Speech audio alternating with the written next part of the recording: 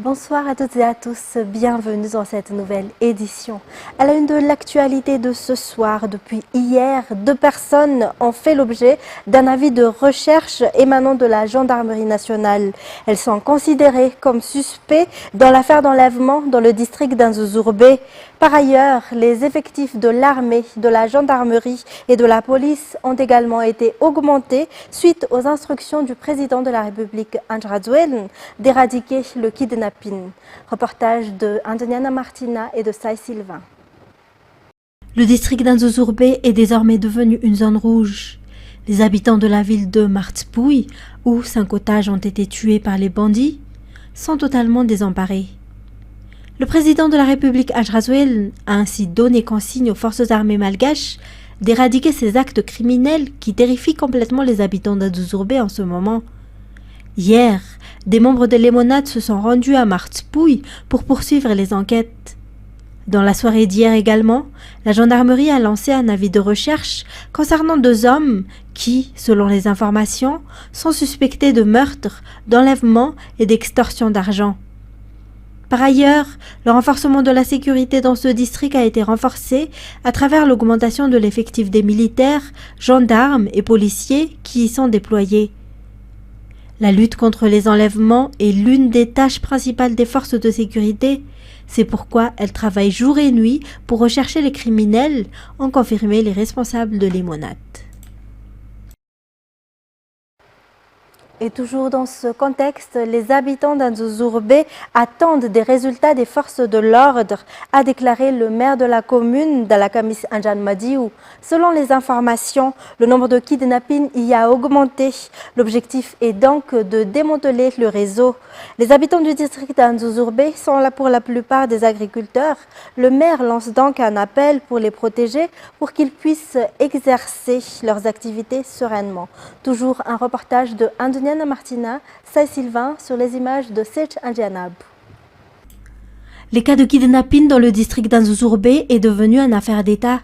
Toutes les autorités sont mobilisées. Le président de la République Andradouel, qui est également le chef suprême de l'armée, concernant cette affaire, attend des résultats de la part des forces de l'ordre, a souligné le maire de la commune d'Alakamis Anjan Madiou, district d'Anzouzourbe. En effet, les cas d'insécurité ont augmenté dans ce district, surtout le cas des enlèvements depuis 2023. Les habitants vivent constamment dans la peur, ce qui impacte leur productivité. Ils attendent ainsi une solution pérenne pour y restaurer la sécurité. De nombreuses personnes ont déjà été arrêtées et incarcérées à Tiafa, toujours selon les explications du maire. Toutefois, la population attend à ce que le réseau de kidnappeurs soit totalement démantelé. Dans les actualités sociales toujours, les transports maritimes reliant Madagascar aux Comores reprennent après avoir été suspendus les 6 derniers mois en raison de la propagation de l'épidémie de choléra. La maladie a été maîtrisée aux Comores où aucun nouveau cas n'a été détecté, ce qui justifie l'ouverture de la liaison selon le dernier rapport du Conseil des ministres. Jusqu'à présent, aucun cas de cette maladie n'a été enregistré à Madagascar. Sai Sylvain, en février dernier, Madagascar a suspendu les liaisons maritimes entre Madagascar et les Comores, une mesure visant à empêcher la propagation du choléra. On craignait en effet que des personnes porteuses de cette maladie puissent entrer à Madagascar. 6 mois plus tard, le Conseil des ministres a approuvé mercredi la reprise du transport maritime reliant Madagascar et les Comores, car il n'y a plus de malades aux Comores. Il n'y a eu aucun nouveau cas depuis le 29 juillet. Actuellement, 488 185 des 833 266 personnes touchées par le choléra aux Comores ont été vaccinées, selon le ministère de la Santé et de la Sécurité sociale locale. Cependant, le rapport du Conseil des ministres souligne que les mesures sanitaires demeurent. Toutes les mesures de précaution, chimioprophylaxie ciblée, se poursuivent pour les voyageurs en provenance de pays épidémiques. Le choléra est une maladie mortelle et contagieuse. Il faut donc être prudent en communauté. Il convient également de noter qu'à ce jour, aucun cas de cette maladie n'a été constaté à Madagascar. Et puis, environ 400 enfants en difficulté sociale du district d'Atimjan ont bénéficié de formations dispensées par l'association Gazelle au cours des 16 dernières années. L'objectif de l'association est de préserver les droits des enfants et des jeunes afin qu'ils ne soient pas attirés vers la consommation des stupéfiants. Détails sur les images de Yves Janel. Environ 70 à 80 enfants du district d'Atimjan qui ont des problèmes, entre autres ceux qui ne peuvent pas continuer leurs études pour diverses raisons, sont pris en charge chaque année par l'association Gazelle. Pour sélectionner ces jeunes, l'association coopère avec 5 communes de ce district et effectue une porte-à-porte pour voir de près leur situation, explique le président cofondateur de l'association, Rajan Arvoun Mahami. Ces jeunes sont préformés pendant 5 mois en entrepreneuriat, coupe-couture, mécanique, pâtisserie, cuisine, hôtellerie et autres. Après ces 5 mois, ils sont envoyés dans les centres de formation professionnelle travaillant avec l'association. Ils seront suivis par l'association jusqu'à ce qu'ils obtiennent un travail décent, toujours selon les explications. Le but de l'association est de prendre en charge les jeunes afin qu'ils ne soient pas négligés et ne soient attirés vers la consommation des stupéfiants ou d'alcool. L'association a également pour vision de créer son propre centre de formation professionnelle pour éviter de dépendre des partenaires.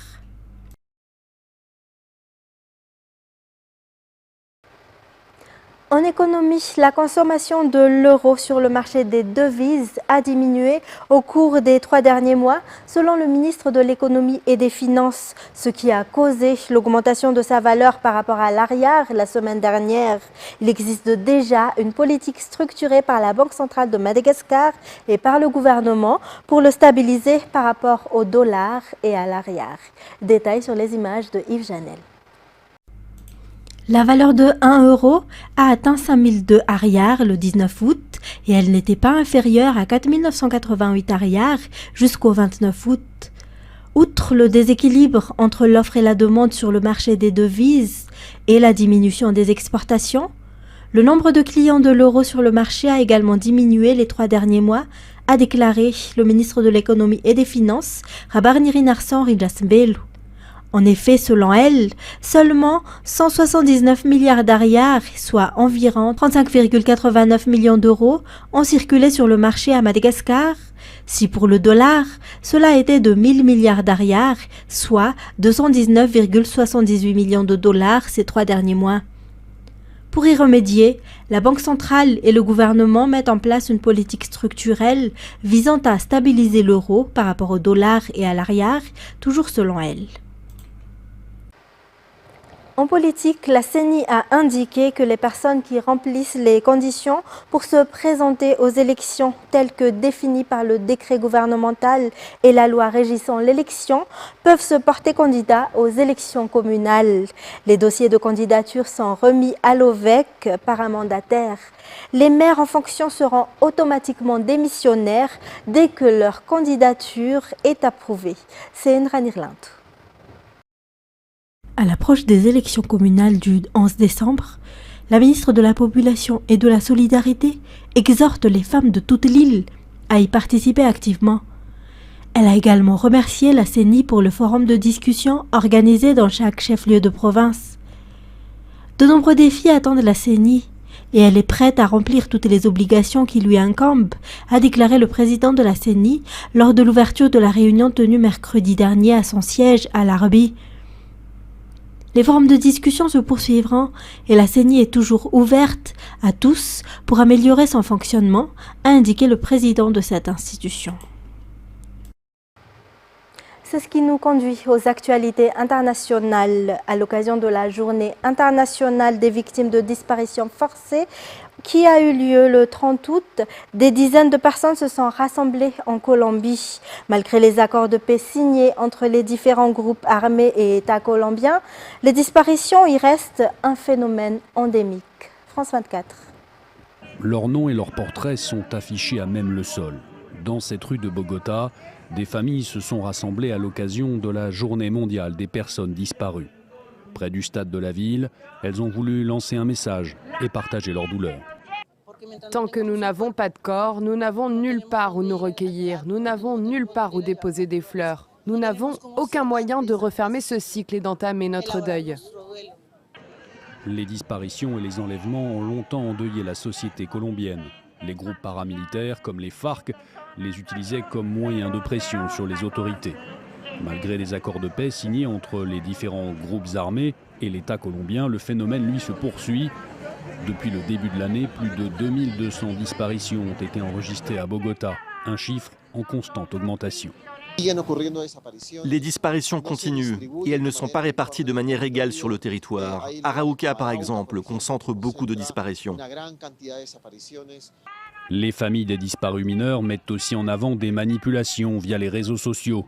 Pour tenter d'y remédier, le Parlement colombien a adopté en 2021 une loi créant une plateforme en ligne pour signaler les disparitions et diffuser les images de victimes.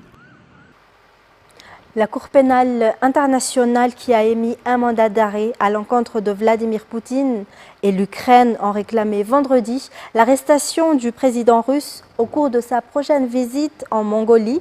Mais le Kremlin se dit serein. France 24. Pour Kiev comme pour la Cour pénale internationale, l'arrestation de Vladimir Poutine lors de son déplacement en Mongolie mardi est tout autant une opportunité à saisir qu'une obligation juridique. Nous appelons les autorités mongoles à se conformer au mandat d'arrêt international et à transférer Vladimir Poutine à la CPI. La Mongolie est membre de la Cour pénale internationale, signataire depuis plus de 20 ans du statut de Rome qui impose à chaque État membre d'arrêter toute personne sur son sol visée par un mandat d'arrêt de la Cour. C'est le cas pour le président russe depuis mars 2023 pour crime de guerre, accusé de déportation illégale d'enfants ukrainiens depuis le début de l'invasion russe. Mais le Kremlin a fait savoir vendredi qu'il n'avait aucune inquiétude à ce sujet, estimant que le dialogue était excellent avec les amis de Mongolie et que tous les détails de la visite avaient été préparés. C'est le premier pays membre de la CPI que Vladimir Poutine visite depuis l'émission du mandat d'arrêt. Cela fait 1 an et demi que le président russe évite les voyages à l'étranger, faisant notamment l'impasse sur le sommet des BRICS en Afrique du Sud, sur celui du G20 en Inde, État membre de la CPI. Mais il s'est notamment rendu en Chine, en Corée du Nord et au Kazakhstan, 3 pays non signataires du statut de Rome. Et voilà, c'est la fin de cette édition. Mesdames et messieurs, merci à vous de l'avoir suivi jusqu'à son terme. Restez avec nous tout de suite après une émission spéciale concernant la saison 8 de La Voix d'Or, suivie du film Supercell. Quant à moi, je vous retrouve demain pour de nouvelles actualités. Au revoir et passez une excellente soirée sur Viva.